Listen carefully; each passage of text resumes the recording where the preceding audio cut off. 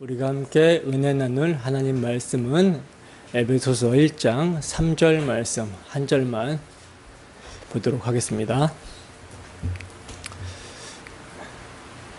다 찾으셨으면 함께 한 목소리로 합독합니다. 시작. 찬송하리로다. 하나님 곧 우리 주 예수 그리스도의 아버지께서 그리스도 안에서 하늘에 속한 모든 신령한 복을 우리에게 주시되. 아멘. 그리스도 안에서 성부의 복주심을 찬송. 그리스도 안에서 성부의 복주심을 찬송이라는 제목으로 하나님 말씀 증거하도록 하겠습니다. 우리가 지난 시간에는 하나님의 주권적인 뜻으로 에베소에서 성도로 부름을 받고 그리스도 예수 안에서 신실하게 된 자들에게 바울 사도가 인사말로 축복하고 있는 은혜와 평강, 하나님 우리 아버지와 주 예수 그리스도로부터 임하게 되는 은혜와 평강에 대해서 자세히 살펴봤고요. 오늘 본문부터는 바울 사도가 찬송하는 내용입니다. 여러분, 우리가 이제 함께 모여서 이제 찬양을 한다고 하면서 찬양한다, 찬송한다라고 하는데 찬송이라는 의미가 어떤 의미인지를 알고 하십니까? 찬송이 어떤 의미입니까?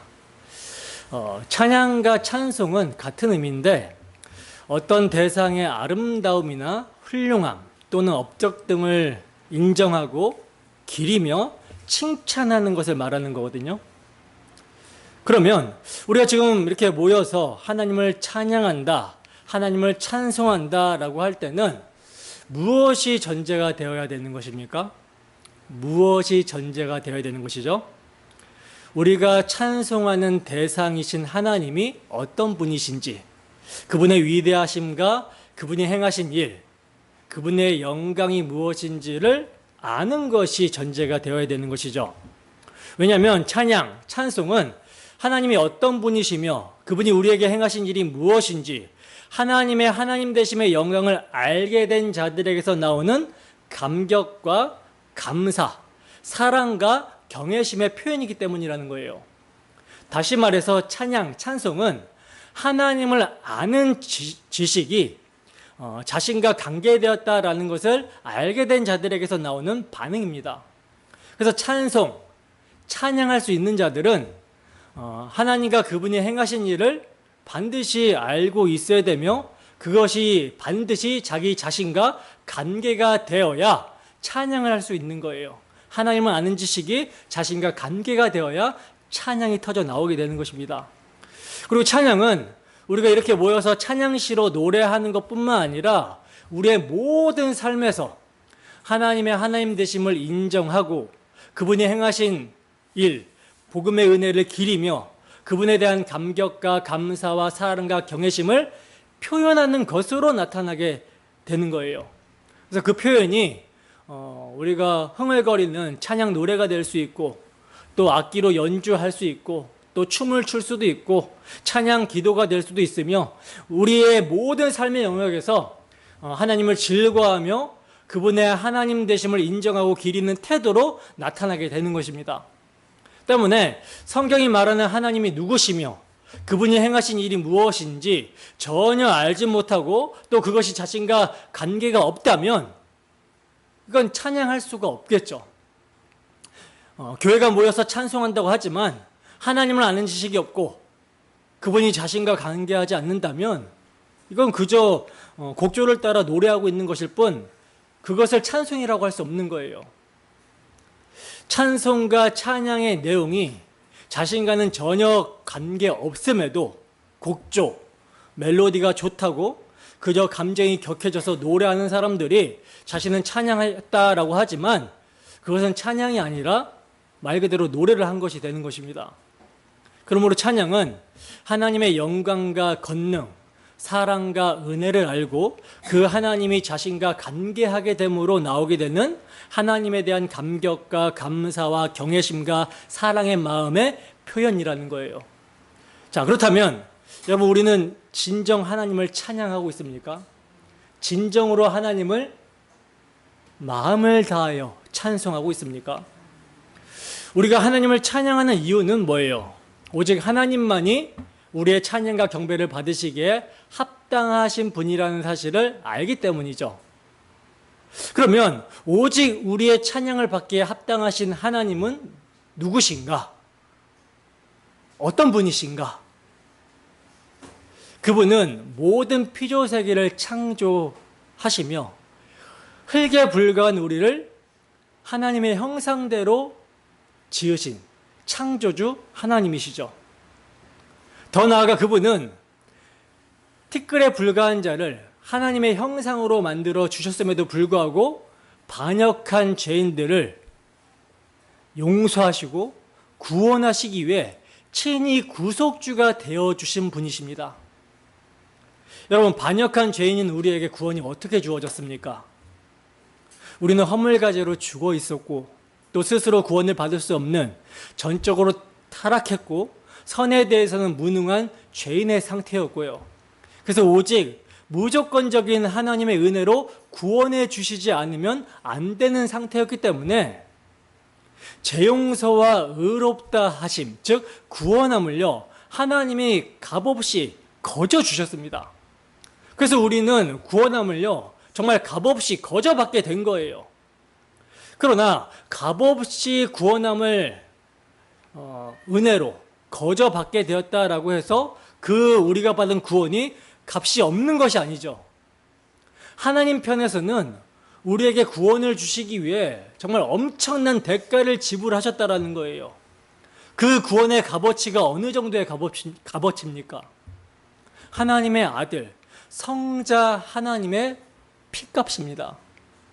그러니까 우리를 구원하시기 위해서 하나님은 당신의 독생자 아들을, 당신의 전부라고 할 수 있는 아들을 화목 제물로 십자가에 내어 주시기까지 우리를 존귀하게 가치 있게 대해 주셨다라는 거예요. 창조는 하나님께서 말씀으로, 그 말씀의 능력으로 창조하시고 이루셨지만 구원은요, 하나님의 아들의 피, 정말 엄청난 대가를 치르고 희생의 사랑을 통해서 이루어졌습니다. 바로 이러한 하나님이시기 때문에 우리는 하나님을 찬양하는 것이 너무나 합당하고 마땅하다는 거예요. 영원히 찬양을 우리의 노래가 되는 것입니다. 늘 새롭게 새 노래로 하나님을 찬양한다는 것이죠. 그런데 이러한 하나님을 모르면, 이러한 하나님과 자신이 관계하지 않으면 우리가 모여서 부르는 찬양은 단순히 자신의 감정을 노래하고 또 자신의 흥에 겨워 찬양하는 것이 되는 것이고, 나아가 찬양이 종교 행위가 되어서 하나님께 복을 받기 위한 수단이 되는 것입니다. 여러분, 찬양은 우리의 어떠함을 인해서 하는 것이 아니에요. 우리의 어떤 즐거움이나 우리의 기쁨이나 우리가 어떤 복을 받기 위해서 하는 것이 아니라, 종교적 수단으로 하는 것이 아니라 하나님의 존재 자체가 우리에게 기쁨이기 때문에 찬양하게 되는 것이고, 그 하나님으로부터 복을 받기 위함이 아니라 복을 이미 받았기 때문에 찬양을 하는 것입니다. 하나님의 아들이 되는 복, 죄에서 구원받아 하나님 천국 백성이 되는 복, 이러한 복을 받았기 때문에 찬양을 하게 되는 거예요. 따라서 하나님이 누구신가, 그 하나님이 우리를 위해서 무엇을 행해 주셨는가, 그 아들을 왜 보내주셨는가, 이것이 자신과 관계가 되어 있어서 이것을 생각하게 되면 찬양이 마음에서 격발이 되는 거예요. 우러러 나오게 되는 것이죠. 누가 찬양해라 찬양해라가 아니라 우러러 나오게 되는 것입니다. 찬양받기 합당하신 분, 합당한 일을 행하신 분을 우리는 찬양해야 마땅합니다. 그러므로 예배 전에 찬양을 우리가 시작하기 전에 조용히 하나님과 하나님이 행하신 일에 대해서 묵상하는 것은요, 우리가 진정으로 하나님을 찬양하는 것에 큰 도움이 되고요, 나아가 우리가 예배자로서 하루하루의 삶을 살 때도 하루를 시작하기 전에 하나님과 그 하나님이 나를 위해 행하신 일을 묵상하는 것은 우리의 삶이 하나님을 찬양하는 삶이 되는데 정말 큰 도움이 됩니다. 그러므로 이 시간도 주 성령께서 말씀을 통해 하나님과 하나님의 행하신 놀라운 복음을 알게 하시고 그 지식이 나와 관련된 실제 지식에 넘치는 사랑으로 역사하여 주심으로 정말 마음 깊은 곳에서부터 하나님에 대한 찬양이 터져 나오게 되기를 소원합니다. 그리하여 우리의 삶이 정말 우리의 구주 되시고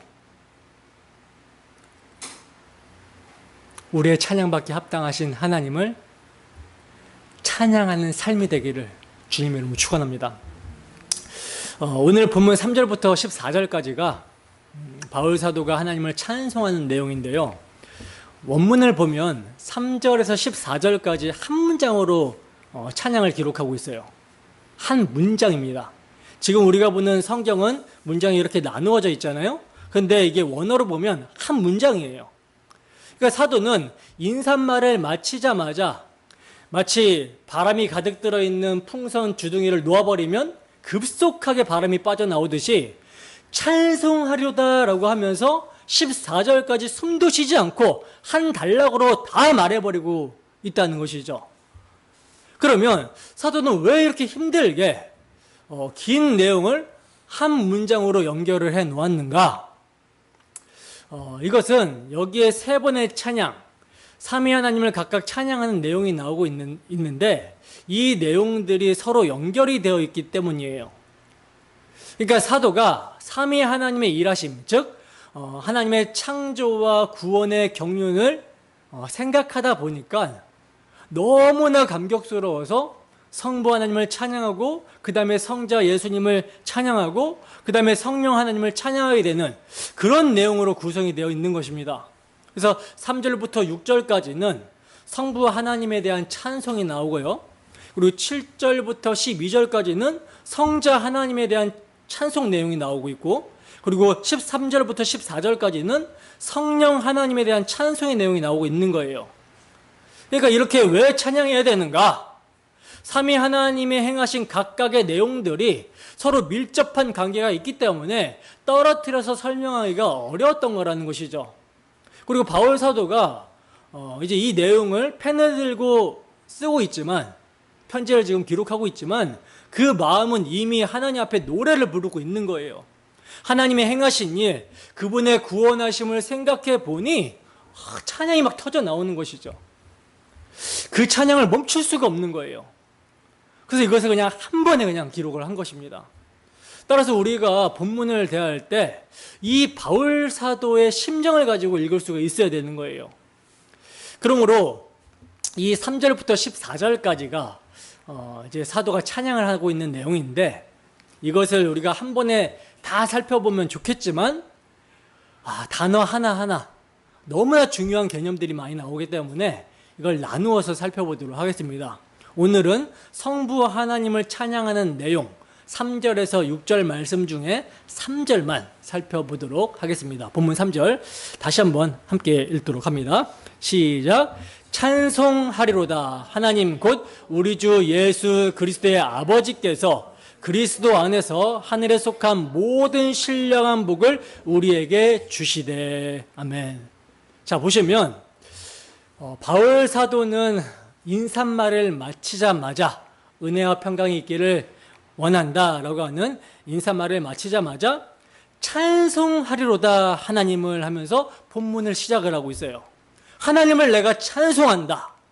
여러분, 왜 사도는 갑자기 찬송하리로다라고 하면서 본문을 시작하고 있을까요? 이제 에베소 교회 성도들에게 전해줄 복음에 대해서, 그리고 그 복음에 합당한 복음적 삶이 무엇인지를 쓰기 위해서 하나님께서, 삼위 하나님께서 행해주신 일을 생각하다 보니까 너무나 감격스러운 거예요. 그래서 성도들에게 전해줄 말이 있는데 그것을 잊어버리고 그보다 먼저 찬양이 터져 나온 것입니다. 너무나도 하나님은 찬양받기에 합당하신 분이구나 라고 하면서 그 삼위 하나님께서 행해주신 일에 대한 감격을 우선적으로 기록을 하고 있는 거예요. 얼마나 감격스러웠는지 마침표도 없이 14절까지 한 번에 써내려 갔던 것이죠. 베풀어 주신 은혜를 생각해 보니까 찬송을 안 할래야 안 할 수가 없던 것입니다. 이러한 감격으로 인한 찬송이 사도가 고린도 교회에 보내는 편지에서도 기록이 되어 있는데, 고린도후서 1장 3절 말씀도 함께 읽어보도록 하겠습니다. 시작. 찬송하리로다. 그는 우리 주 예수 그리스도의 하나님이시요 자비의 아버지시요 모든 위로의 하나님이시며. 아멘. 자, 보시면 여기서도 사도는 어떻게 하고 있습니까? 인사말을 마치자마자 곧바로 찬송하리로다 라고 하면서 하나님을 찬양하고 있죠. 그리고 이러한 감격으로 인한 찬송은 바울 사도뿐만 아니라 베드로 사도도 동일하게 하고 있어요. 베드로전서 1장 3절 말씀입니다. 함께 했습니다. 시작. 우리 주 예수 그리스도의 아버지 하나님을 찬송하리로다. 그의 많으신 긍휼대로 예수 그리스도를 죽은 자 가운데서 부활하게 하심으로 말미암아 우리를 거듭나게 하사 산 소망이 있게 하시며. 아멘. 보세요. 베드로 사도도 어떻게 하고 있어요? 인사말을 마치자마자 동일하게 하나님께서 행해주신 일을 생각하니 우선적으로 찬송을 하고 있는 모습을 우리가 보게 되죠. 자, 그러면 도대체 하나님께서 무엇을 행해 주셨기에, 어떤 복을 주셨기 때문에 이렇게 사도는 감격하며 찬송을 우선적으로 하고 있는 것인가? 여러분, 사도는 하나님께서 우리에게 어떤 복을 주셨다라고 말씀을 하고 있죠? 어떤 복을 주셨다라고 말씀합니까? 하늘에 속한 모든 신령한 복을 우리에게 주시되 하고, 하늘에 속한 모든 신령한 복을 우리에게 주셨다라고 말씀을 하고 있어요.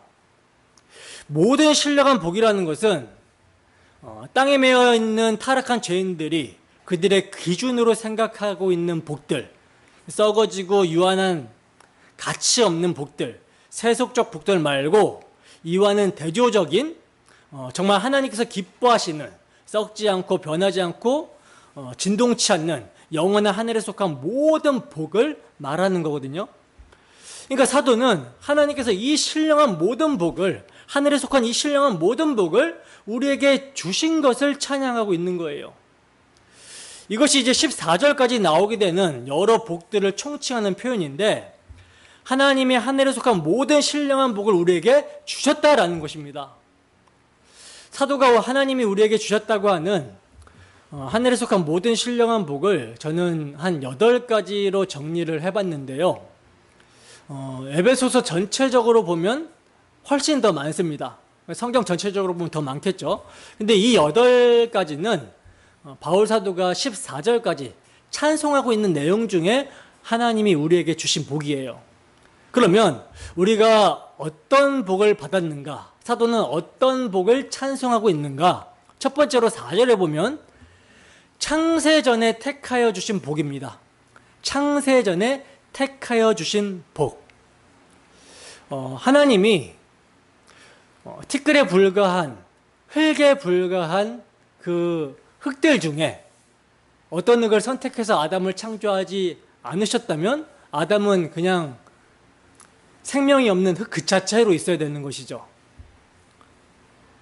또 아담 안에서 모든 사람이 죄와 허물로 죽어 있는데, 하나님이 그 죄와 허물로 죽어 있는 흙들 중에 어떤 흙을 택해서 생명을 주시지 않으면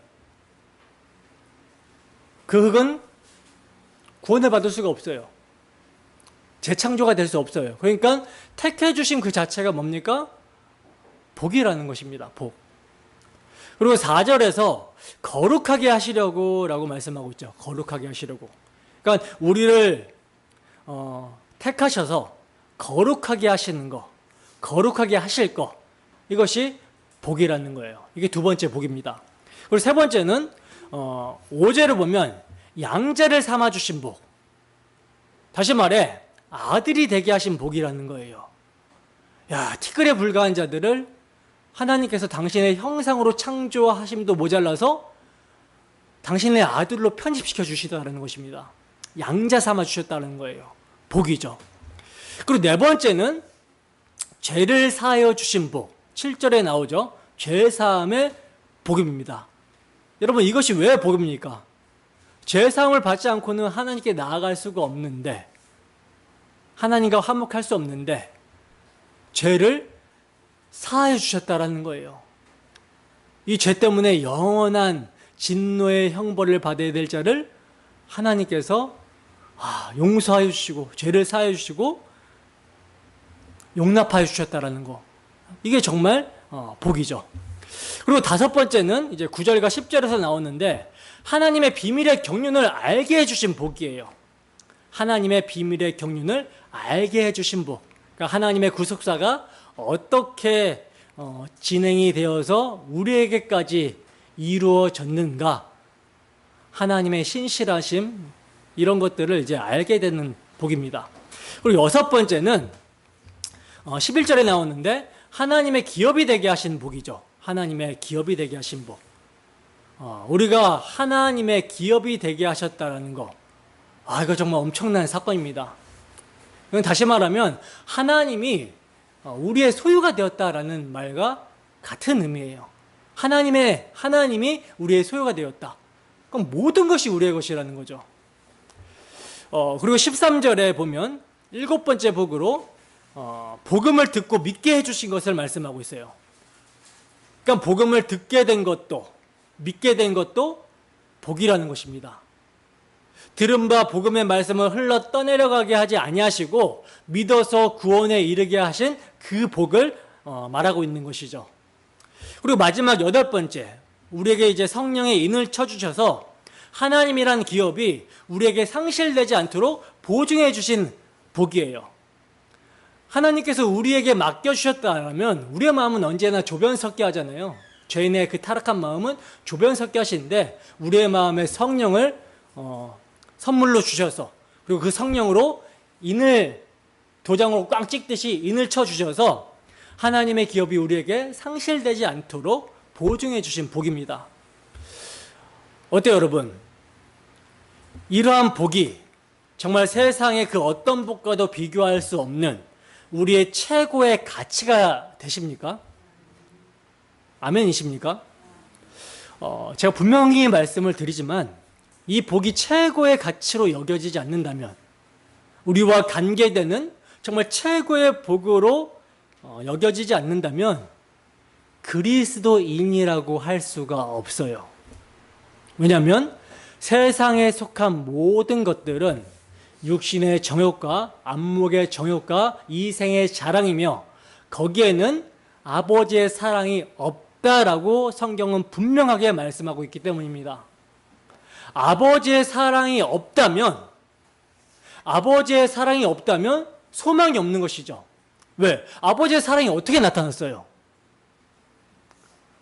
죄와 허물로 죽어있는 멸망당할 장망성 세상에서 택하신 자들을 구원하시기 위해서 당신의 아들을 화목제물로 보내주시는 것으로 나타났어요. 당신의 아들을 대신 심판하심으로 택하신 자들을 구원하시는 것으로 나타났어요. 근데 이 아버지의 사랑이 없다면 소망이 없는 것이죠. 그래서 이 세상이 장망성이라는 것과 그 세상에 속해 있는 나라는 존재가 정말 죄의 비참한 가운데 있는 존재라는 것을 처절하게 깨달은 사람은 하나님이 주시는 하늘에 속한 모든 신령한 복, 그 복을 가치로 여길 수밖에 없게 되는 것입니다. 왜냐하면 세상에 속한 복은 유한하고 썩어지고 변할 것들이며 그것이 죄인을 구원할 수 없고 죄인에게 생명이 될 수 없지만, 하늘에 속한 모든 신령한 복은 죄인을 구원하며 죄인에게 참 생명이 되기 때문이라는 거예요. 정말 자신이 율법 아래, 죄 아래, 심판 아래, 진노 아래 있다는 것을 알게 된다면, 이 세상이 정말 장망성이고 이 세상과 함께 내가 멸망할 존재라는 것을 알게 되었다면 무엇이 복음입니까? 여기서 구원받게 되는 거, 하늘에 속한 모든 신령한 복을 받게 되는 거, 이게 복인 것이죠. 그래서 이 복이요, 다 중보자 그리스도 안에서 주어지고 있는 거예요. 그리스도 안에서 택하셨고 그리스도 안에서 거룩하고 흠이 없게 하십니다. 그리스도로 말미암아 양자됨, 아들들, 자녀들이 되게 하시고요, 그리스도 안에서 죄를 사하여 주세요. 그리스도 안에서 하나님의 비밀의 경륜, 구속사를 알게 하시는 거예요. 그리스도 안에서 하나님의 기업이 되게 하시고 그리스도 안에서 복음을 듣고 믿어서 구원에 이르게 하십니다. 그리고 그리스도 안에서 약속의 성령의 인치심을 받는 거예요. 여러분, 하나님께서 우리에게 주시기를 원했던 이 하늘에 속한 모든 신령한 복은 이미 구약시대에 아담과 하와가 범죄하자마자 내가 하리니, 내가 여자의 후손을 보내서 뱀의 머리를 밟고 재 가운데 있는 너희를 구원하시겠다. 그래서 나와의 관계가 끊어져 버린, 생명이 끊어져 버린 자들에게 생명을 주겠다. 복을 회복시키겠다. 약속하신 게 복이고, 아브라함과 다윗에게 맹세로 보증하시며 약속하셨던 복입니다. 이 복이요, 수천 년이 지나서 우리들에게 주어진 거예요. 그러면 아브라함에게 구체적으로 어떤 복을 약속해 주셨는가? 이 복을 이제 흔히 메시아 언약이라고 부르는데요. 창세기 12장 2절에서 3절 말씀입니다. 창세기 12장 2절에서 3절 말씀 함께 했습니다. 시작. 내가 너로 큰 민족을 이루고 내게 복을 주어 내 이름을 창대하게 하리니 너는 복이 될지라. 너를 축복하는 자에게는 내가 복을 내리고 너를 저주하는 자에게는 내가 저주하리니 땅의 모든 족속이 너로 말미암아 복을 얻을 것이라 하신지라. 아멘. 자, 보세요. 하나님께서 지금 아브라함을 택하시고 부르실 때 하신 말씀인데 뭐라고 말씀하십니까? 땅의 모든 족속이 너로 말미암아 복을 얻게 될 것이다 라고 말씀하시죠. 하나님께서는요, 아브라함에게 세 가지를 약속하셨는데 하나가 자식을 주겠다라는 거, 그래서 큰 민족을 이루게 하시겠다라는 거, 그리고 땅을 주시겠다라고 하는 거, 약속의 땅이죠. 땅을 주시겠다라고 하는 거, 그리고 복을 주시겠다라고 하는 거에서요. 이 세 가지 약속은 사실상 하나입니다. 아브라함의 씨로, 아브라함의 자손으로 여자의 후손을 보내셔서 그로 말미암아 범죄한 백성들의 죄를 대신하여 희생의 피를 흘리게 함으로 그 죄로 말미암아 하나님이라는 땅, 기업을 잃어버린 범죄한 자기 백성들에게 그 기업을 회복시켜 주시겠다. 즉 하나님과 화목하며 교제하며 그분으로부터 주어지는 모든 것을 누리는 복을 주시겠다. 이 약속이에요. 창세기 22장 17절에서 18절 말씀입니다. 함께 하십니다. 시작. 내가 내게 큰 복을 주고 내 씨가 크게 번성하여 하늘의 별과 같고 바닷가의 모래와 같게 하리니 내 씨가 그 대적의 성문을 차지하리라. 또 내 씨로 말미암아 천하 만민이 복을 받으리니 이는 내가 나의 말을 준행하였음이니라 하셨다 하니라. 아멘. 천하 만민이 너로 말미암아 복을 받을 것이다. 너와 내 자손을 통하여 복을 받으리라. 너로 말미암아 그리고 내 자손을 통하여 복을 받을 것이다. 내 씨가 대적의 문을 얻을 것이다. 여러분, 이 아브라함에게 세워주신 메시아 언약이 이삭에게로 계승이 되고 또 이삭에게서 야곱에게 계승이 되고 그 후손들에게 계속해서 계승이 되었던 거예요. 즉 너로 말미암아라는 말은 아브라함이 받은 하나님의 약속, 아브라함이 믿은 메시아 언약과 동일한 언약과 그 믿음으로 구원을 받는다라는 말이고요. 그 자손으로 말미암아 복을 받는다라는 것은 아브라함과 다윗의 자손으로 오실 여자의 후손 예수 그리스도께서 복을 주실 분이다라는 것을 가르쳐주고 있는 거예요. 어떻게 복을 주실 것인가? 대적의 문을 얻는다라고 그러죠. 내 씨가 대적의 문을 얻는다. 그거를 모형으로 어떻게 보여줬습니까? 아브라함이 약속의 자손으로 받은 이삭을 모리아산의 번제로 드림을 통해서, 그리고 그 이삭 대신에 순양이 드려짐을 통해서 보여주셨어요. 그러니까 앞으로 아브라함의 씨로 오실 예수 그리스도께서 십자가 대속을 통해서 뭘 얻는다? 대적의 문을 얻는다. 사탄의 머리를 밟고 그 사탄이 소유하고 있는 택하신 백성들을 자기 소유로 끌어오시게 된다라고 하는 그것을 말하는 것입니다. 그러니까 아브라함을 통해서 여자의 후손 예수님이 오시게 될 것인데, 이 예수님이 하나님이 주시려고 하는 복을 주실 분이라는 거예요. 여러분, 아담에서 범죄한 인생들, 죄와 허물로 죽은 자들은 생명의 근원 되시는 하나님께 돌아가서 하나님이 기업이 되는 복을 아무도 받을 수가 없어요. 아무리 손을 내밀고 노력을 해도 그 복이 안겨지지 않고요. 아니, 손을 내밀어서 복을 받고자 하는 그 의지조차도 없는 사람들입니다. 허물가지로 죽었으니까. 근데 그 손을 내밀게 하시고 받을 수 있는 내용을 하나님께서 만들어서 주신 거예요. 은혜로 말미암아 믿음.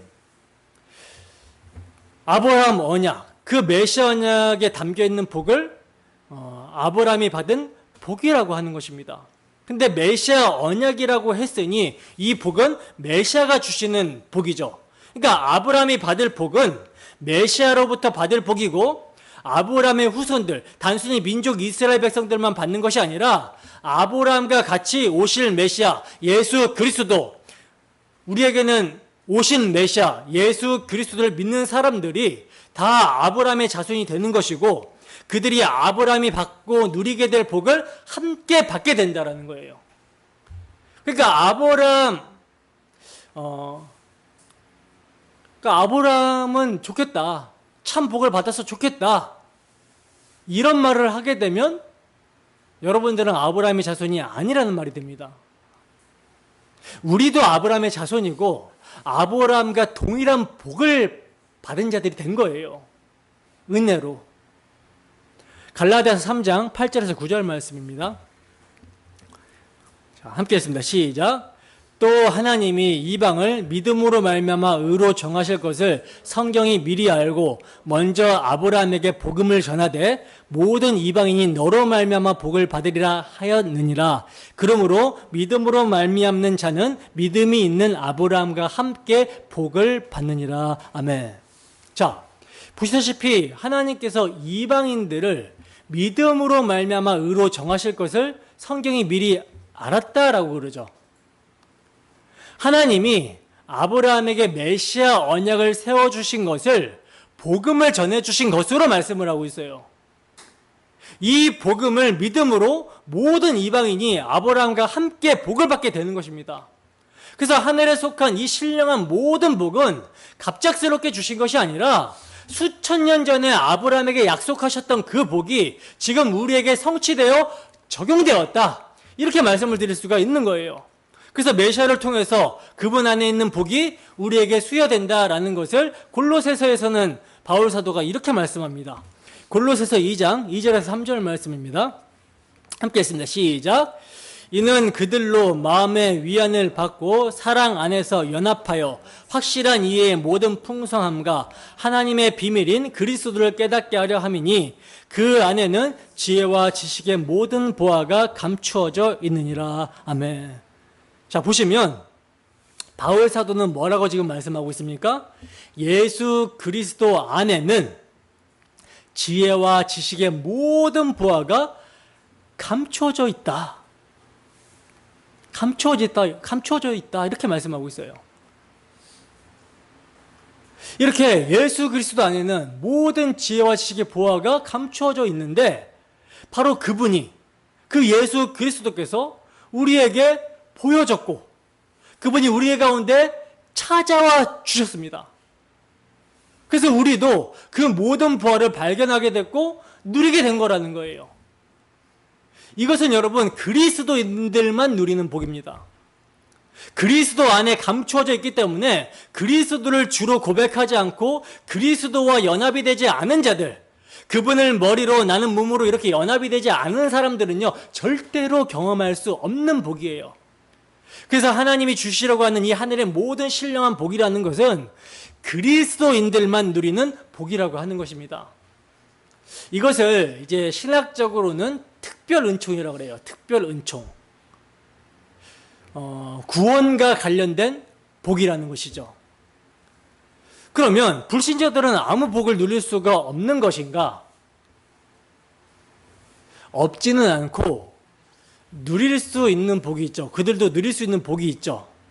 근데 조금 전에 말씀드린 이 신령한 복, 하늘에 속한 모든 신령한 복, 특별 은총은 누리지를 못하고 일반 은총이라고 하는 것만 누리게 됩니다. 이 일반 은총을 세속의 복이라고 말할 수 있는데, 이 세속의 복은요, 뭐 악인이든지 선인이든지 믿는 자들이든지 믿지 않는 자들이든지 불신자 중에 악한 사람이든지 아니면 도덕적인 사람이든지 간에 누구나 누릴 수가 있어요. 누구나 누릴 수가 있는 것이 일단 빛이죠, 빛, 햇볕. 그리고 누구에게나 공기가 제공이 됩니다. 그리고 누구에게나 비를 내려주시죠. 그래서 사도행전에 보면 이방인에게 전도를 하는 바울 사도가 하나님께서 선물로 주신 것들이 비를 주시고 그 비를 통해서 결실을 주시고 음식을 주셔서 너희 마음으로 기쁘게 하신다라고 말씀하고 있어요. 그래서 누구든지 열심히 일하면 돈을 벌 수 있고 그래서 먹고 살 수 있는 복이 주어진다라는 것입니다. 이런 것들은 다 누릴 수가 있는 거, 누구나 누릴 수가 있는 거, 그래서 일반 은총이라고 합니다. 그러나 특별 은총은 그리스도인들만 누릴 수가 있어요. 왜냐하면 그리스도 안에 속한 복이기 때문입니다. 그러면 어떤 복이 더 가치가 있을까요? 하늘의 모든 신령한 복이 가치가 있을까요? 아니면 세상에 속한 복이 가치가 있을까요? 당연히 유한하고 임시적인 복이 아니라 무한하고 영원한 복이 가치가 있는 것이죠. 그리고 그리스도인들에게는 이 무한하고 영원한 복, 하늘에 속한 모든 신령한 복은요, 하나님 편에서 엄청난 가치를 지불하고 주신 복입니다. 그래서 세속의 복보다 하늘에 속한 신령한 복이 훨씬 더 비교할 수 없을 정도로 가치가 있는 거예요. 신령한 복이기 때문에 그렇습니다. 이 땅에 속한 복은 세속의 복인데 하나님께서 우리에게 신령한 복을 주셨다라고 하는 것은 성령께서 영적으로 하나님과 교통할 수 있도록 우리에게 주시는 복이다라고 이렇게 표현할 수가 있겠죠. 영적으로 모두가 죽어 있어요. 근데 하나님께서 우리에게 신령한 복을 주시기 위해서 약속하시고 아들을 주시겠다, 여자의 후손으로 아들을 보내주시겠다 약속하시고 그 아들을 통해서 우리의 죄를 대신하여 심판하심을 통해서 하나님과 화목하는 길을 여신 것, 하나님과 영적으로 교통할 수 있는 복을 받고 누릴 수 있도록 하셨다라는 것, 이것이 복이라는 것입니다. 이 복은요 영원한 거예요. 하나님으로부터 하나님과 교통할 수 있도록 하는 복이기 때문에 영원한 복입니다. 그러나 세상의 복은 한시적이죠. 그리고 충만한 기쁨에 이를 수가 없는 복이에요. 때문에 그러한 복은 받아도 채워지지 않기 때문에 더 갈급하고 또 받아도 더 갈급하고 또 소진되어 버리고 맙니다. 하지만 신령한 복은 날로 날로 충만하고 영원한 복이라는 것은 성경은 말씀하고 있는데 바로 이 복을 우리가 받았다라는 것이죠. 그리고 우리가 이제 찬양해야 되는 우리가 받은 하늘의 신령한 복, 모든 신령한 복, 이 8가지 복 외에도 율법이 마음에 새겨진 거, 이것도 복입니다. 우리 마음 가운데 율법이 새겨졌다. 이게 무슨 말입니까? 율법이 구약시대에는 돌판에 있었잖아요. 그래서 사람들이 복을 받기 위해서 율법 조문을 문자 그대로 지켜서 복을 받으려고 했어요. 그러나 율법은 그런 의도로 주어진 게 아니라고 말씀을 드렸죠. 그래서 율법을 문자 그대로 지켜서 복을 받지 못하는 것입니다. 오히려 저주를 받는 것이죠.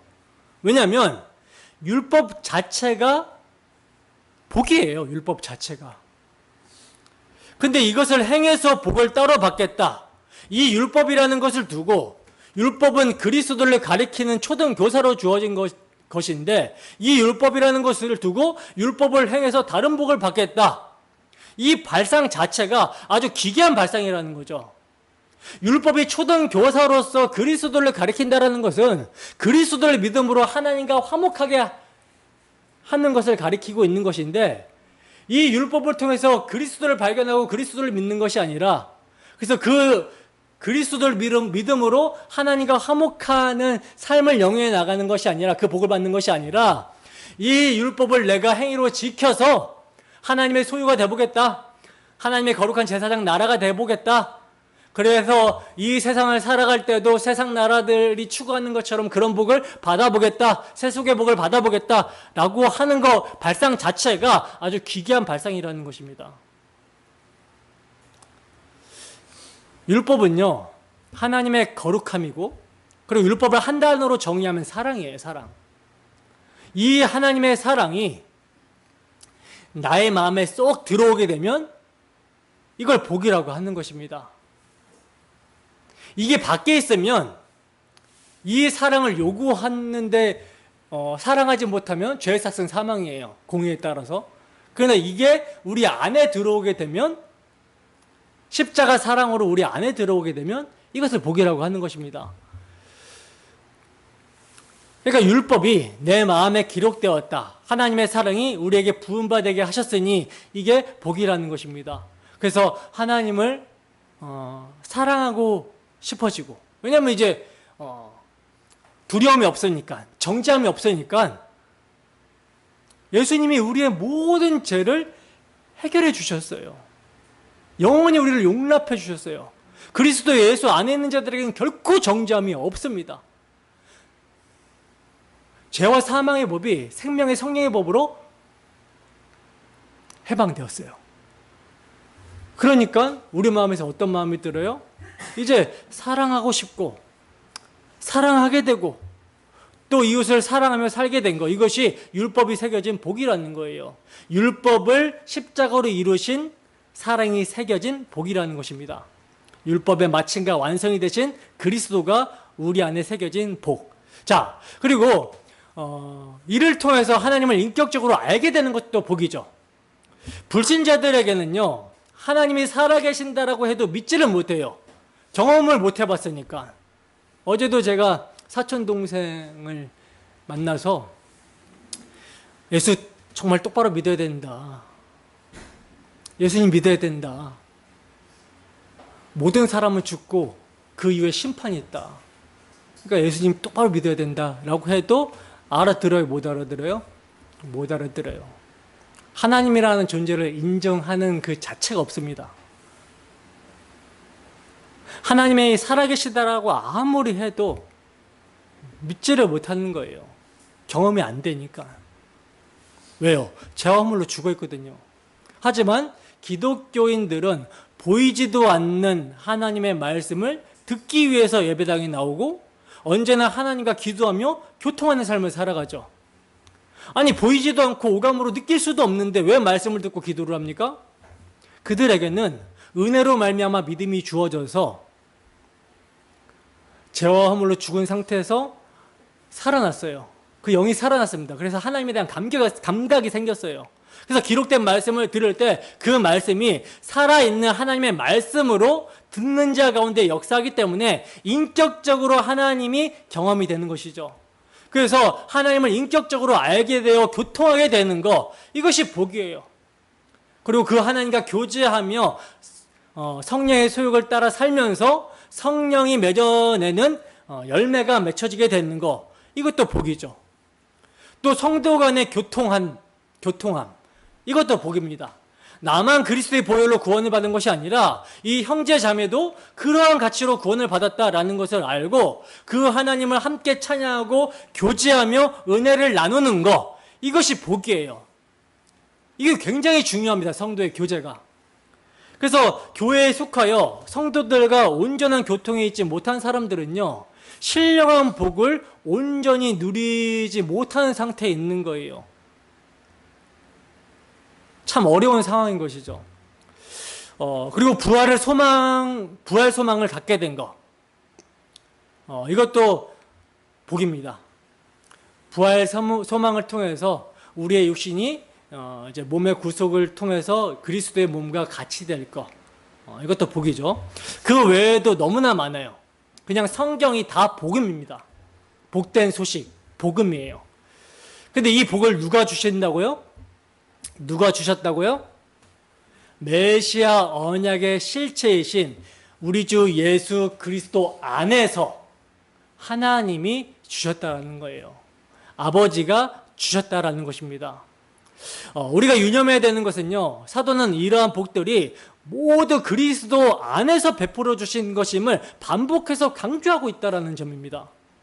그리스도 안에서, 그리스도로 말미암아. 그러므로 하나님을 진정으로 찬양할 수 있는 사람들은 하나님이 그리스도 안에서 주신 신령한 복의 가치를 아는 사람들이 찬양할 수 있는 거예요. 근데 그리스도 없이 찬양한다? 이것은 그냥 세속의 노래와 같고 울리는 꽹과리와 같은 것이죠. 복을 받았다고 하는데 내용물이 없는 거예요. 오직 그리스도를 통해서 하나님이 무엇을 우리에게 행해 주셨는지를 알고 믿고 고백할 때 진정으로 하나님이 받으시는 찬송을 할 수 있게 되는 것입니다.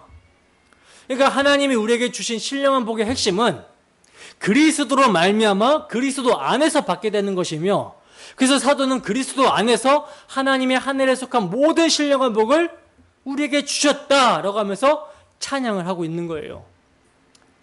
그리고 우리가 여기에서 또 주목해야 되는 것이 있는데, 굉장히 중요한 사실이 있는데, 그게 뭐냐면 그리스도 안에서 하나님이 모든 신령한 복을, 하늘에 속한 모든 신령한 복을 우리에게 주셨다라고 하는 표현이 부정과거 시제라는 것입니다. 부정과거 시제. 부정과거 시제라는 것은 어떤 시점에서, 과거의 어떤 시점에서 이미 완료가 된 것이 계속해서 일어나는 것들을 말하는 거거든요.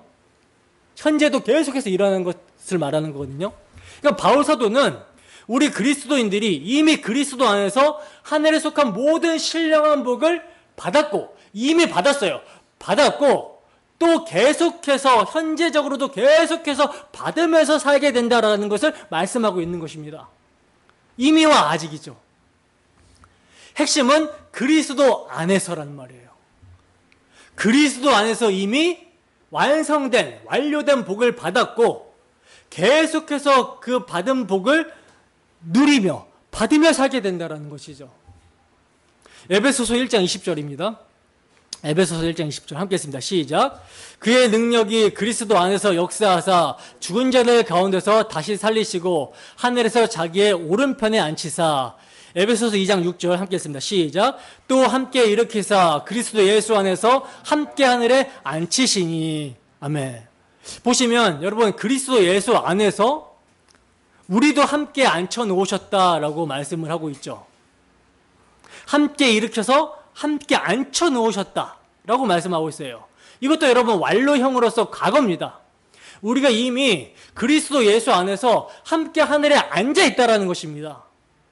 이게 우리가 믿음으로 바라보고 있는 그리스도 안에서 이미 되어진 일이죠. 그러나 아직이라는 역사 속에서는 우리가 발딛고 있는 곳이 어디예요? 이 땅입니다. 근데 그럼에도 그리스도와 함께 일으키사 그리스도 예수 안에서 함께 하늘에 앉았다라고 완료로 말씀하고 있는 것은요, 우리가 다 이 땅에 발딛고 지금 살아가고 있지만 우리의 영적 실체는 거기에 있다라는 것을 사도는 말씀하고 있는 거예요. 그러니까 우리의 몸이 이 역사라는 시간, 인생이라는 시간을 통해서 믿음으로 우리의 거룩함 되시는 그리스도 안에서 이미 완료되고 완성이 된 그 거룩함이 무엇인지를 배워나가다가 주님이 오시면 완전히 영화로운 모습으로 변화되어 하나님 보좌 우편에 영광음이 함께 앉아있게 된다는 것이죠. 그래서 그리스도 안에 모든 신령한 복이, 하늘에 속한 모든 신령한 복이 있다라고 사도는 말씀하고 있는 것입니다. 왜냐하면 그분이 창조주 하나님이시며 만물을 충만케 하시는 이의 충만이기 때문에 그래요. 그리고 그분이 구속주가 되어서 택하신 자들을 그분 안에서, 그분 안에, 그리스도 안에 있게 하셨기 때문에 그리스도 안에 있으면 우리는 하나님 안에 있는 것이며, 그래서 하늘에 속한 모든 신령한 복으로 충만하게 되는 것입니다. 골로새서 2장 9절에서 10절 말씀입니다. 함께 했습니다. 시작. 그 안에는 신성의 모든 충만이 육체로 거하시고 너희도 그 안에서 충만하여졌으니 그는 모든 통치자와 권세의 머리시라. 아멘. 자, 보시다시피 그리스도 안에는 신성의 모든 충만함, 그러니까 삼위 하나님의 그 충만함이 그리스도 안에 있는 거예요. 근데 그 충만함이 육체로 거하신다라고 그러죠. 때문에 그러한 그리스도 안에 우리가 있다면 그분의 충만함은 다 우리의 것이라는 것입니다.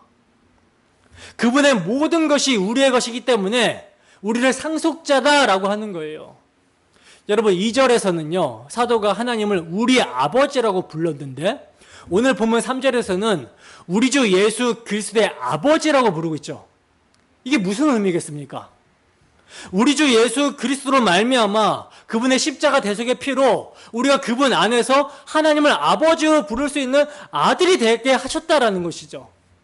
그래서 5절에 보면요 그리스도로 말미암아 자기의 아들들이 되게 하셨다라고 하는 것입니다. 그러니까 이제 하나님은 우리 아버지고 예수의 아버지시라는 거예요. 그러면 우리와 예수님은 한 형제이며 한 아버지를 둔 형제라는 것이죠. 하나님은 우리를 하나님이신 예수의 형제로 자매로 그렇게 삼아주셨다라는 것입니다. 여러분 성경에 보면요 족보가 굉장히 많이 나와요. 근데 예수님 이후로 족보가 기록된 것을 보셨습니까? 보셨나요? 못 보셨죠? 그 이유가 뭔지 아세요? 족보라는 것은 할아버지, 그리고 할아버지의 아들, 아버지, 아들, 손자 이렇게 쭉 계속 내려가는 게 족보인데 그러나 이제 예수님으로 말미암아 그 후 성령으로 나게 되는 사람들, 성령으로 태어나게 되는 사람들은요 모두 예수의 형제요 자매가 되고 하나님의 아들, 딸들이 되어서 이제 족보가 필요 없게 된 것입니다. 모두가 맏아들 그리스도 예수 안에서 그분의 아버지를 아버지라고 부를 수 있는 형제, 자매, 자녀들이 되어버렸다는 거예요. 더 이상 족보가 필요 없다는 거죠. 요한복음 20장 17절 말씀입니다. 함께 읽습니다. 시작. 예수께서 이르시되 나를 붙들지 말라. 내가 아직 아버지께로 올라가지 아니하였노라. 너는 내 형제들에게 가서 이르되 내가 내 아버지 곧 너희 아버지 내 하나님 곧 너희 하나님께로 올라간다 하라 하시니. 여러분 이 말씀은 부활하신 예수님이 마리아에게 하신 말씀인데 부활하신 주님께서는 자신을 붙들려고 하는 마리아에게 나를 붙들지 말라고 하시면서 뭐라 그래요? 너는 내 형제들에게 가서 전하라고 하십니다. 뭘 전하라고 하십니까?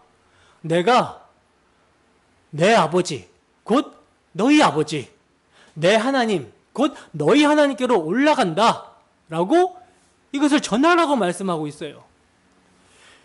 여기서 내 형제들이란 제자들을 가리키는 말이죠. 근데 예수님께서 죽으시고 부활하신 후에 스승과 제자의 관계가 변했어요. 어떻게 변했어요? 형제의 관계로 변한 것입니다. 즉 새로운 관계가 되었음을 말씀하고 있는 거예요. 이 관계는 예수님의 아버지를 나의 아버지라고 부를 수 있는 관계고 예수님의 하나님을 내 하나님이라고 부를 수 있는 그런 관계예요. 그렇다면 예수님의 형제로 불려지는 새로운 관계, 예수님의 아버지를 나의 아버지로 부를 수 있는 새로운 신분의 변화에는 무엇이 중심에 있는 것입니까? 무엇이 중심에 있는 것이죠? 바로 하늘의 미랄로 땅에 떨어져 죽으시고 그 안에서 많은 열매가 맺어졌다라는 것을 확증하시고자 부활하여 첫 열매로 드려지신 예수 그리스도의 십자가 대속의 피가 있는 거예요. 여러분 죄인들은요 본래 하나님의 아들이 아니라 진노의 자식입니다. 진노의 자식이에요. 근데 그러한 존재가 예수님의 대속의 피, 그 은혜로 그분의 형제가 되었고 그분의 아버지 하나님을 나의 아버지 하나님으로 부를 수 있는 존귀한 존재, 귀한 축복의 존재가 되었다는 거예요. 이것이 여러분 뭐예요? 복이라는 것입니다. 여러분들은 하나님을 나의 하나님으로 부르고 하나님을 나의 아버지라고 부르면서 그러한 부름을 할 수 있게 된 것에 대한 감격과 감사함이 있습니까? 이러한 감격과 감사함이 없다면 우리가 본래 하나님을 부를 수 없는 진노의 자식이었다라는 것을 모르거나 망각했기 때문이에요. 그러나 우리가 잊지 말아야 되는 사실은 공중권세 잡은 자 마귀를 따라서 육체와 마음에 원하는 것을 하여 본질상 진노의 자녀였던 그런 우리가 예수님의 십자가 사건으로 인해 새로운 관계와 신분에서 하나님을 나의 하나님, 나의 아버지로 부를 수 있게 되었다라는 사실입니다. 이거 잊으면 안 되는 거예요. 성경은 계속해서 이를 잊지 말라고 합니다. 예수님께서 죽으시고 안식 후 첫날 다시 살아나심으로 말미암아 부활의 첫 열매가 되시고 맏아들이 되심으로 이제 하나님의 택하신 백성들이 드디어 그리스도 예수 안에서 하나님을 아버지라고 부르게 되었다라는 거예요. 예수님과 형제로 하나님을 아버지로 부르게 되었다라는 거죠. 이것을 히브리서에서는 이렇게 말씀합니다. 히브리서 2장 11절 함께 했습니다. 시작. 거룩하게 하시는 이와 거룩하게 함을 입은 자들이 다 한 근원에서 난지라. 그러므로 형제라 부르시기를 부끄러워하지 아니하시고. 아멘. 보시면 히브리서 기자는요, 거룩하게 하시는 자와 거룩함을 입은 자들이 다 한 근원에서 났다라고 말씀하고 있는데, 여기서 거룩하게 하시는 자는 누구예요? 예수님이죠. 거룩함을 입은 자들은 구원받은 백성들이에요. 근데 이 둘이 한 근원에서 났다라고 말씀합니다. 아니, 한 사람은 위에서 났고 한 사람은 땅에서 났어요. 근데 한 근원에서 났다라고 지금 하는 것입니다. 이것이 여러분 약속으로 말미암는 거거든요. 자녀들은 혈과 육, 땅에 속해 있는데 거룩하게 하시는 이 하나님의 아들이 땅에 속하여 있는 택하신 자들을 거룩하게 하시고자, 구원하시고자 그들과 같이 혈과 육을 입고 위로부터 성육신 하신 것입니다. 그리고 그들을 위로부터 나게 하시고자 죽음의 고난을 받으신 거예요. 이 엄청난 일을 위하여 구원의 주가 고난을 받으신 것입니다. 여러분, 이 고난은 일부만 받은 것이 아니라 완전하고 온전한 고난입니다. 그래서 십자가에서 다 이루셨다라고 하신 거예요. 부족함이 없는 거예요. 그것으로 자기 형제들을, 죄인을 자기 형제들을 만들어내신 것입니다. 여러분, 죄로 말미암아 하나님과 원수되어 하나님의 기업을 잃어버린 자들에게 하나님의 아들께서는 우리를 당신의 형제로 부르시기를 부끄러워하지 아니하시고 우리의 잃어버린 기업, 하늘 아버지를 찾아주시고자 기꺼이 자원하여, 자녀들은 혈과 육에 속해 있기 때문에 그분도 친히 혈과 육을 함께 지니심으로 죽음을 통하여 죽음의 세력을 잡은 자 마귀를 멸하시고 죽기를 무서함으로 일세이며 종노릇하는 우리를 놓아주시고자 당신의 피값으로 우리를 사셔서 당신 안에서 하나님의 아들들이 되게 하셨다라는 거예요. 여러분, 우리가 이런 성자 하나님, 예수 그리스도의 넘치는 은혜와 사랑으로 그분의 형제와 자매가 되어 그분 안에서 예수 그리스도의 아버지시며 하나님이신 성부 하나님을 아버지라고 부를 수 있는 자녀가 되었습니다. 그러니 이를 참으로 우리가 안다면, 우리가 이것을 생각한다면 어찌 찬송하지 않을 수 있겠습니까? 그러므로 아들 안에 있으면 하나님의 아들이고 그 아들 안에 있는 모든 지혜와 지식의 보와 하늘에 속한 모든 신령한 복이 우리의 것이 되는 거예요. 여러분, 이렇게 그리스도 안에 있는 복들이 영원한 복입니다. 근데 문제는, 참으로 문제는 이 복들이, 이 하늘에 속한 모든 신령한 복들이 어떤 가치가 있으며 이 복들이 이미 우리 주 예수 그리스도로 말미암아 그 안에서 자신의 것이 되었다라는 것을 모르고 있기 때문에, 이것이 정말 실제가 되지 않다 보니까 누리지를 못하는 거예요. 그래서 오늘날 많은 사람들이요, 교회로 모이면서도, 영광스러운 하나님의 교회로 모이면서도 자신이 하나님으로부터 무엇인가 받지 않은 사람들처럼, 뭔가 부족한 것처럼 주여 주여 하면서 달라달라 세속의 복을 구하고 있는 것입니다. 그리스도 안에 있는 지혜와 지식의 모든 부활을 발견하지 못하고 그리스도 안에서 주어진 하늘의 모든 신령한 복을 충만하게 경험하지 못하다 보니까 썩어지고 진동할 것들이 자신을 만족하게 해줄 것이냐, 그것들을 구하고 있는 거예요. 얼마나 안타까운 현실입니까? 사도는 하늘에 속한 모든 신령한 복을 그리스도 안에서 주신 하나님에 대해서, 그 아버지에 대해서 너무나 감격함으로 찬송을 하고 있는데, 이러한 복을 누리지 못하고 이러한 복이 뭔지도 모르고 이러한 감격이 없다라는 것이 얼마나 비참한 모습이냐는 거예요. 이미 다 주셨는데, 자기 아들을 아끼지 아니하시고 내어주신 이가 모든 것을 우리에게 주시지 않겠느냐라고 하시는데 이 복을 누리지 못하고 있다는 거, 얼마나 비참한 거예요. 여러분, 이 복을 누리십니까? 이 복을 아십니까? 여러분, 성경은 썩어질 세상의 영광을 구하지 말고 너무나도 분명하게 이렇게 말씀합니다. 너희는 먼저 그의 나라와 그의 의를 구하라. 이렇게 말씀하고 있어요. 그리고 하나님은 우리가 그렇게 그의 나라와 그분의 의를 구하며 살아가기 위해서 필요한 모든 것들을 아신다라고 합니다. 아신다. 주신다라고 약속을 하고 있어요. 그러니 여러분, 위의 것을 찾으시고 본향의 것을 구하시기를 바랍니다. 우리의 본향이 어디 있습니까? 이 땅이 아니잖아요.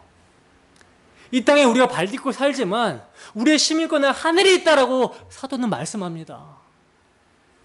우리가 구해야 되는 것은 하늘의 것입니다. 그 하늘의 것이 어디에? 그리스도 안에 담겨 있는데 성령을 통해서 우리에게 주어지고 누릴 수 있게 하셨다라는 거예요.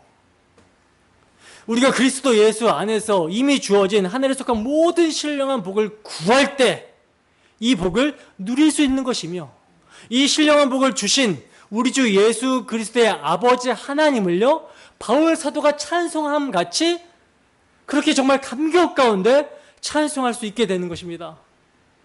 여러분, 눈을 말씀드리지만 이 인생은 한 번뿐이고요, 이 또한 지나갑니다. 오직 하늘에 속한 모든 신령한 복을 주시기 위해 죄인을 위해 대속의 피를 흘리신 우리 주 예수 그리스도 안에서 그분을 위해서 행하신 일만 남는 거예요. 영원한 것을 위해서 영원하지 않는 것을 버리는 사람은요, 바보가 아닙니다. 그게 올바른 거예요. 그리스도께서 오시는 날, 지금 제가 한 말이 증명이 될 것입니다.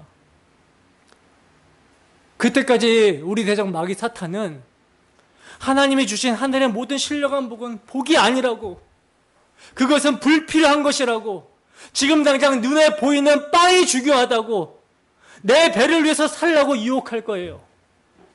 그리고 하나님의 은혜 따위를 의존하지 말고 너는 할 수 있으니까 스스로 내 능력을 보여보라고, 내 자신을 증명해보라고 속삭일 것입니다. 내 말을 듣고 네가 나를 경배하면 내가 세상의 영광, 세속의 복을 주겠다라고 유혹할 것이며, 이것을 거부하는 자를 박해할 거예요. 그래서 우리가 믿음으로 사는 현실의 삶이 정말 어렵고 고단하고 정말 하나님의 약속이 이루어질까 하는 의심이 들기도 하고 때로는 낭망하고 낙심하기도 할 것입니다. 그러나 여러분, 주 예수를 믿음으로 하늘에 속한 복을 선택하며 살면서 겪는 현재 우리의 어려움과 고난은 장차 우리에게 나타날 영광과 좋게 비교할 수 없다라고 사도는 말씀하고 있어요. 눈에 보이는 것이 전부가 아니라고 말씀합니다. 우리가 소망으로 구원을 얻었음에 보이는 소망이 소망이 아니니 보이는 것을 누가 소망하겠느냐라고 말씀을 합니다. 따라서 우리가 보지 못하는 것을 소망한다면 하늘의 모든 신령한 복을 우리 주 예수 그리스도로 말미암아 그 안에서 받았다라는 것을 믿는다면 어떻게 하라고 합니까? 참음으로, 인내로서 기다려야 한다고 말씀하고 있어요. 자기 아들을 아끼지 아니하시고 우리를 위해서 모든 것을 내어주신 하나님께서 그 아들과 함께 모든 것을 우리에게 주시지 않겠느냐라고 사도는 말씀합니다. 그래서 이 보이지 않는 소망, 하늘의 모든 신령한 복이 우리 주 예수 그리스도 안에서 은혜로 주어져 있기 때문에 이를 믿는 자는 그 어떤 상황에서도 평강을 누리며 그리스도 안에서 주어진 복, 그리스도 안에서 주신 복을 이루실 하나님을 찬송하는 거예요. 찬송하는 삶을 사는 것입니다. 환난이나 기근이나 핍박이나 우리가 종일 도살당할 양같이 여김을 받는 그런 상황에 거한다 할지라도 평강 가운데 찬송하는 거예요. 여러분, 하늘에 속한 모든 신령한 복이 우리 주 예수 그리스도로 말미암아 주어진 스데반 집사의 찬송이 어떻게 나타났습니까? 주 예수 그리스도의 복음을 위해, 주 예수의 이름과 영광을 위해 돌에 맞아 죽는 모습으로 나타났죠. 하나님의 아들의 복음을 위해, 그 이름과 그 영광을 위해 돌에 맞아 죽는 순교를 하면서도 인내하며 믿음의 눈을 들어 하나님의 영광과 주 예수께서 하나님 우편에 서신 것을 보며 자신을 향해 돌을 던지는 자들을 용서하는 모습으로 나타났어요. 끝까지 주 예수를 믿음으로 그분께 자신을 맡기며 그 이름을 존귀하게 하는 모습으로 나타났습니다. 스데반 집사뿐만이 아니죠. 예수님의 12 제자들, 모든 사도들도, 또 하나님의 주권적인 뜻으로 성도로 부름을 받은 모든 신실한 자들 또한 그들이 그리스도 안에서 받은 하늘의 모든 신령한 복으로 말미암아 하나님을 찬양하며 그 이름의 영광을 찬송하는 삶을 살아도 죽어도 주의 것인 삶으로 나타내며 살아갔습니다.